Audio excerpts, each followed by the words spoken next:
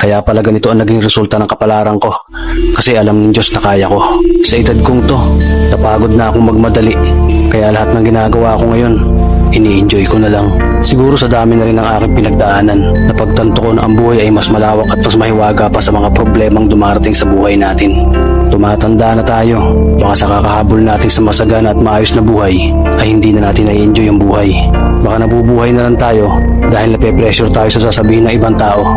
Marami na rin akong mga naging maling desisyon sa buhay, pero lahat yun nagsilbing aral sa akin at natuto ako sa mga pagkakamali ko. May mga taong sobra nating mamahalin at bibigyan ng halaga, pero ibabalik lang sa atin ay kabiguan at matinding trauma. Kaya wag nating lilingunin ng mga taong tulad nila dahil mas payapa kapag hindi ka na interesadong malaman pa kung ano pang balita sa kanila. At wag mong idepende ang sarili mo sa kahit kanino. Tandaan mo, kahit sarili mong anino, iiwan ka din nito kapag madilim na ang paligid mo.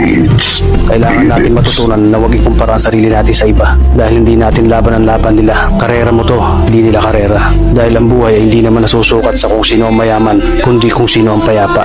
Kaya galingan mo lang palagi tol dahil napakaraming tao mapanghusga, hihilahin ka pababa at lagi mo itong tatandaan. Beats, edits.